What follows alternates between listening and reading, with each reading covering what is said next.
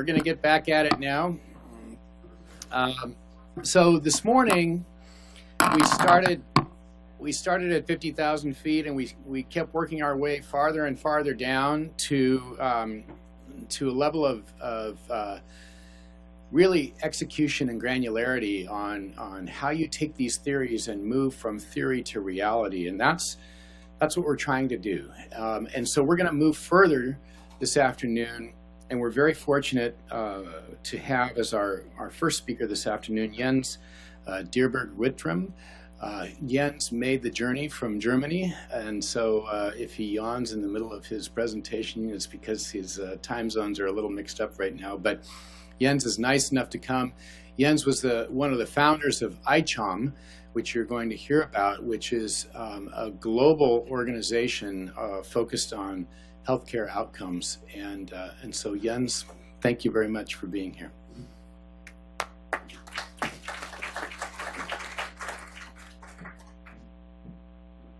Thank you very much, Jamie, and thank you also, Amy, for having me here. It's a pleasure. I tell you, it was not difficult to seduce me coming to Southern California this time of the year. What a beautiful place. So it's great to be here. Yeah, in fact, I would like to talk a little bit with you about, let's say, what needs to happen at the shop floor level in order to improve outcomes. You know, we spoke this morning a lot about differences in outcomes, variation, and we also spoke about that from time to time we need to close down facilities. But let's face it, the true job that we have to do as hospital managers or people who are working in healthcare is to constantly improve care.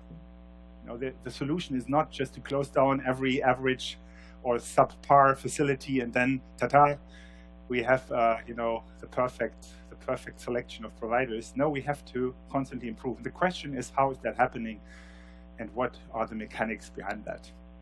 But before I get into that, let me start with a California story. I was hoping that I could pick a lemon outside and bring it in, but there was no lemon left for me, so I'm sorry about that.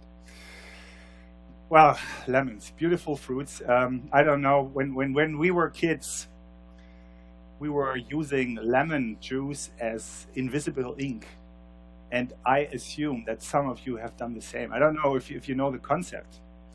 But when you take lemon juice and you write with lemon juice on a piece of paper, you basically see nothing. But when you heat the paper up, maybe with an iron or something like that, the writing appears. And this is a very simple trick. I think kids all around the world are doing that. We love to do that, writing very nasty things about our teachers, and then, old joke. So why do I want to talk about the invisible ink? Because there is an interesting story related to that. That actually happened in the United States in the year 1995. In 1995, the gentleman here, this picture, recorded by a surveillance camera, was robbing two banks on a wonderful day in Pennsylvania. One in the morning and one in the afternoon. And because he didn't protect himself at all, he was recorded by the surveillance cameras, and it took the police just a few hours to catch him. And when they got him, he was saying, "But I wear the Jews." So what happened? So this guy was remembering from childhood days the story of the invisible ink, and so he used lemon juice. He was covering his face with lots of lemon juice. He was actually describing later how this was stinging in his eyes. And then he took a Polaroid land camera, he took a photo. For whatever reason, the camera was broken, so a blank piece of paper came out of it. That was a proof. And so he thought that he would be invisible. It's a true story. The guy got arrested, put him into court, and a year later, the story appeared across the nation in the media. And people were doing what we all do here, they were laughing. But there were two guys, two psychosociologists at Columbia University in New York, who read about this story, and they got really fascinated. They said, well, this is interesting. There is a guy who has obviously very, very little experience in robbing banks. At the same time, he is obviously not the smartest creature on God's earth. But, you know, at the same time, he's so self-confident, so courageous to rob a bank. What an interesting mixture. Self-confidence and incompetence. Incompetence and self-competence in one person. This is interesting. And so they were starting to look at that pattern. Is there a pattern where self-confidence and incompetence are coming together? And they did systematic research on that. And over time, they found many, many, many good examples for that. And the two gentlemen called Dunning and Kruger described what is now referred as the Dunning-Kruger effect. And the Dunning-Kruger effect describes in this very nice graph the beautiful combination of incompetence and self-confidence. And what they basically say is that there are people who have this enormous combination of very little or no experience, but very, very high confidence. And interestingly, over time, when the experience is getting better, the confidence is going down. And then it takes a while that it goes up again. Maybe some of you remember the time when your children learned to ride the bicycle. I think this is a great example. You know, children, when they first time try to ride the bicycle, at the beginning, I know how to do that, let me alone. Very self-confident, but they have no clue about using the bike. Then they started to fall down. At a certain point of time, they already have certain experience, but they really give it up. I don't do it again and again. You know, my knees are bloody. This will never work. And then sometimes we have to push them a little bit through, and then they are getting better. And at the end, they become true experts. And then they have a very healthy combination of being self-confident, but experienced and knowledgeable in what they are doing. When you look into examples on the Dunning-Kruger effect, you see that there are typically three things that coming together in people who are exposed to this Mount Stupid here. And this is, they are underestimating the risk of what they are doing. They are overestimating their own capabilities, and they don't ask for help. This is the combination that leads to Dunning-Kruger effects. Overestimating yourself, underestimating the complexity of the situation, and don't ask for help. This is a good example for Dunning-Kruger effect.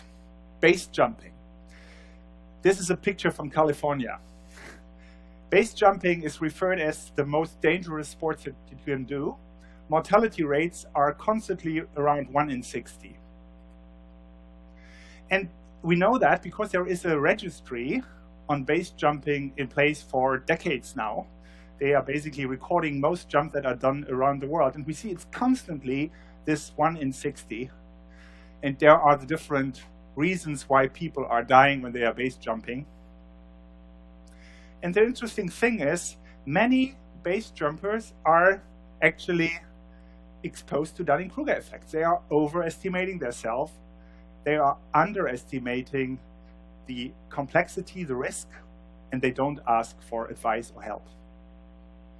But at the same time, we have the so-called 100 jump wonders. People who are going out every other weekend, they do the jumping, and they never have any problem. Those are the ones at the other piece of the curve. Why do I mention Dunning-Kruger effect? These are data that I brought from Germany.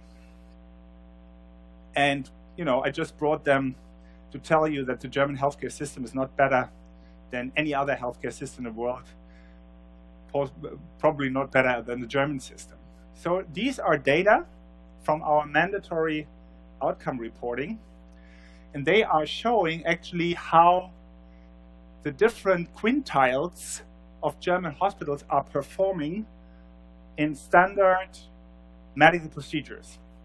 For example, the re-intervention rate after cholecystectomy is varying between the worst 20% of German hospitals and the best 20% of hospitals by a factor 34. The likelihood that you need a re-intervention after cholecystectomy, if you pick one of the 20% worst hospitals, is 34 times higher than if you were picking one of the better hospitals. Pacemaker implantation, mortality. Yes, there are people who are dying after pacemaker implantation, which is a very, very simple thing to do. And you see that the likelihood that you are dying if you enter into one of the 20% worst hospitals against an average hospital, not the best hospital, an average hospital, is varying by factor 7.5. Re-intervention rates after hip replacement, best 40% hospitals, around 1,000 hospitals who in Germany who are doing that. So if you pick one of the 400 better ones and not one of the 200 weaker ones, there is a 12-fold variation, and so on and so on and so on. I leave it to you to decide to what extent those dramatic outcome differences are driven by Dunning-Kruger effects. But I believe that there is a dangerous pattern in healthcare. Overestimating your own capabilities, underestimating the complexity, and don't ask for help. And if this is true, if we are living in a healthcare world where things are complex and people are trained in a way that they are tending to overestimate their own abilities, and in a system where it is not, let's say, appropriate to ask the more experienced ones for help, then we are in deep trouble. Then we are in Dunning-Kruger effects. And we have to think, when we talk about improvement in healthcare, how can we build a system that is avoiding Dunning-Kruger effects, keeping us away? So you can say value-based healthcare is all about keeping Dunning-Kruger effect away. And let me now share an example how you can do that. But before we do that, a last view on this. Whatever you do in Germany, whether you have a pacemaker implantation, PCI, stroke care, or whatever, if you pick one of the 20% worst hospital, everything is worse than base jumping. Don't forget that. When we talk about risk in healthcare, you know, it's always easy to say 1.4% here, 2.3% there. This is really dangerous what we are doing. Mortality rates are way more dangerous even in routine procedures if you go to the wrong hospital than anything else that human beings can develop, including base jumping. Now, I feel somehow obliged to say something nice about Germany after this introduction. And I would like to talk about an organization that I had the pleasure to study for quite some time. I actually just wrote a book about it because I got so excited about the place. It's a Martini Clinic. It's a hospital in Germany, which is, you know, the most unlikely hospital that you can think about, because it has basically done anything in a different way than average hospitals are doing that. First of all, they are only focusing on one medical condition. It's one hospital, they do nothing but one medical condition. The medical condition is prostate cancer. Secondly, they have basically very flat hierarchies. They have a faculty system, and you see these are the faculty members, and they have all not only the same, let's say, voting rights as leaders, hold onto your seats, they also have the same salaries. So this lady here that is taking care of complementary medicine is making as much money as Alex Hese, who is leading the largest robot surgery program probably in prostate cancer on Earth. And they have organized themselves for a good reason. They want flat hierarchies, which is untypical. You know, the hierarchy system in a German hospital is a little bit like US Marines, I would say. Nothing but flat. But they have organized and even distributed money in a very different way. They have all focused on certain areas in prostate cancer care they believe are essential, and they are working together. But what really keeps them away and separates them from others is they have a very unique system in place of outcome measurement. Martini Clinic is now up and running for more than 25 years. And they have already started 25 years ago to collect for every single patient who comes into this hospital not only the baseline data and the clinical data that we know, but they have also collected patient-reported outcomes until the end of the patient's life. So they never stop measuring. They measure until the patient is actually passing away. And they have now a very unique data set of more than 27,000 prostatectomy patient data. And we are, as ICHOM aficionados, we are very, very proud and happy that they helped us to run 2 working groups, one on localized prostate cancer, one on advanced prostate cancer for ICHOM, and that they are measuring that. And good news is that all the certified 100 prostate cancer centers in Germany are now measuring the ICHOM standard set and making data public. So there is hope even in Germany. So, but what do they do with these data? 20,000 data in a database is a very, very precious source for research and a lot of things that you can do. But I would like to share with you the way they are actually improving care. And I really want to go down into the engine department to explain in an example how they do that. So what you can see here is one slide out of 80 that the faculty of Martini Clinic is looking at every few months. They are coming together, close the door, probably lock the door because it's getting really, really, really hot then. And they are looking at 80 slides comparing outcomes of individual doctors in any direction you can think about. They look at erectile dysfunctions or incontinence levels, biochemical recurrence for any kind of subpopulation of patients. This is a routine that they are running for many, many years. And it happened that they found one day an interesting little difference that I want to talk about as an example how constant improvement really works in practice. In order to understand that, I need to educate you a little bit on prostate. You are already cardiac surgeons after listening to Caleb. Now you become urologist for free. So this here is a cut through the male genitourinary tract. You see here the urethra, and this white stuff here is prostate tissue. And what I want to talk about here is this red stuff. This red stuff is a muscle that is called the sphincter muscle. The sphincter muscle is actually controlling the continence and incontinence of a patient. And as you can see here, some of the sphincter muscle tissue is outside the prostate, this part, and here is some part of the tissue inside. This is something that these guys knew. But it happened that one day in their literature research, one of the junior faculty members, by that time 35 years old, read an article about a Korean group of radiologists who looked at thousands of prostate MRI scans.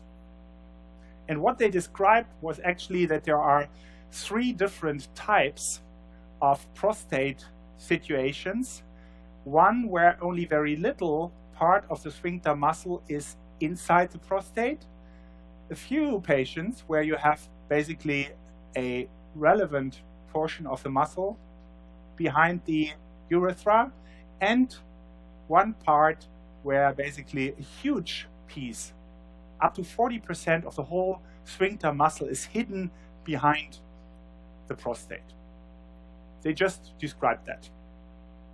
But this junior faculty member was starting to think about that and say, well, if this is the case, and we don't know what kind of patient we have in front of us, and we were just cutting the prostate out like this, we might lose 40% of the sphincter muscle, which could have an effect on, you know, the incontinence.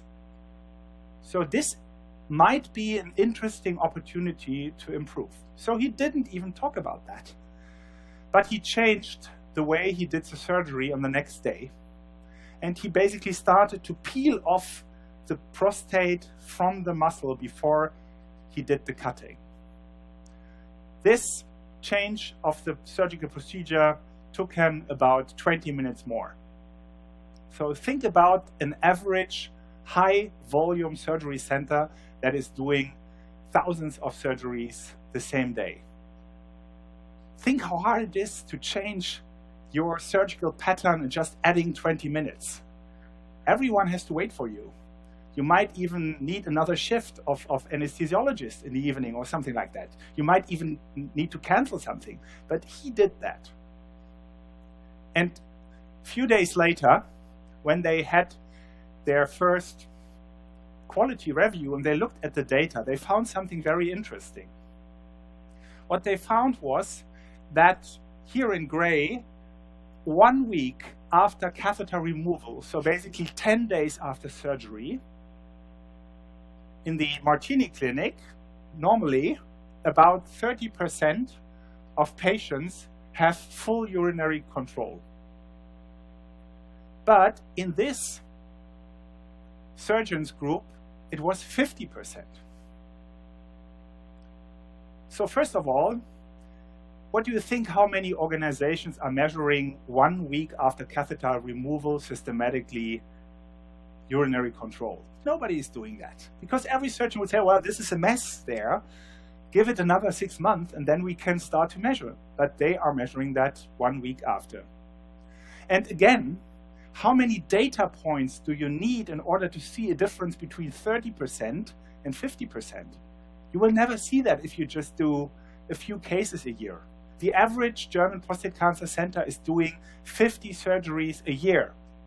In the US, it's less. Imagine how long do you need to measure in order to find this difference. They found very, very early this difference, and they discussed it in the group. Say, what do we do with that? So there's this 35 years old young guy with this crazy idea, the new surgical technique that messed up the OR plan, and this tiny difference. And guess what they did? The founder and the most senior guy at Martini Clinic said, can I scrub up with you? Can I go in the OR and can I be your assistant because I want to see what you are doing? So he went into the OR, and I wanted to show to you this picture because it tells you the details, how quality improvement can work.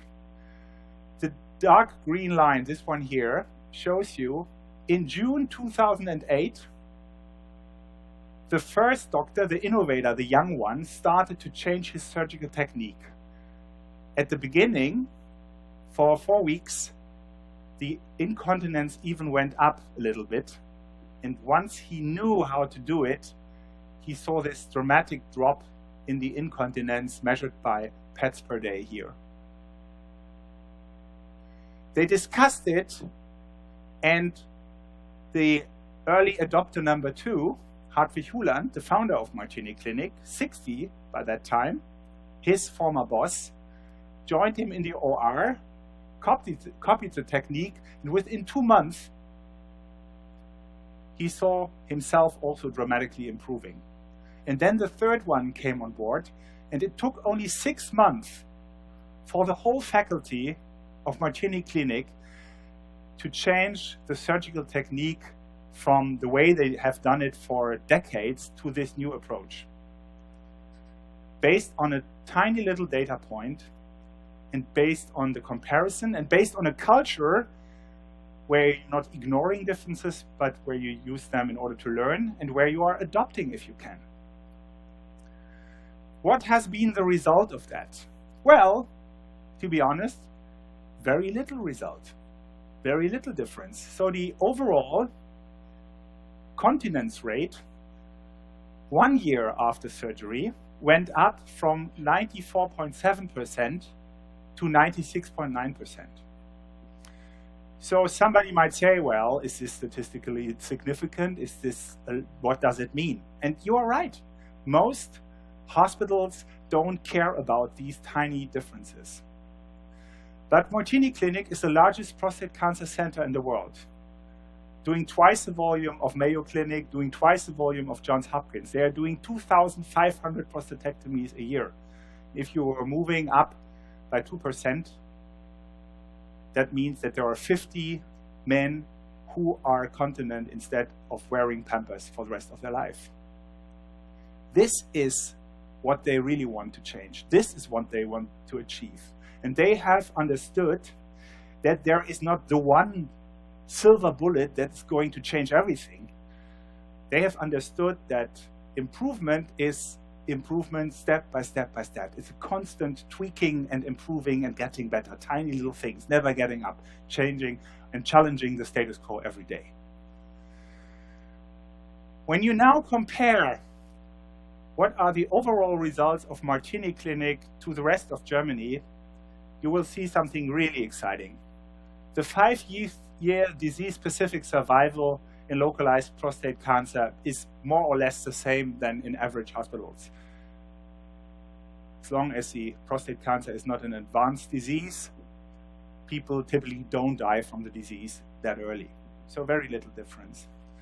But the average rate of erectile dysfunction 1 year after prostate cancer surgery in Germany is 75.5%. 3/4 of men who have prostate cancer surgery are impotent 1 year after surgery. This is not a surprise. In the Swedish registry, it's 80%. Assume that this is in the US the same. Maybe people don't talk about that, but this is typical. In Martini Clinic, it's 34%. And by the way, this is including all the men who have been impotent prior to surgery. Men who really lost their potency in Martini Clinic is less than 3%. Less than 3% compared to probably 40% in other institutions. In incontinence is even more dramatic. The average German prostate cancer center has an incontinence rate of 43% 1 year after surgery.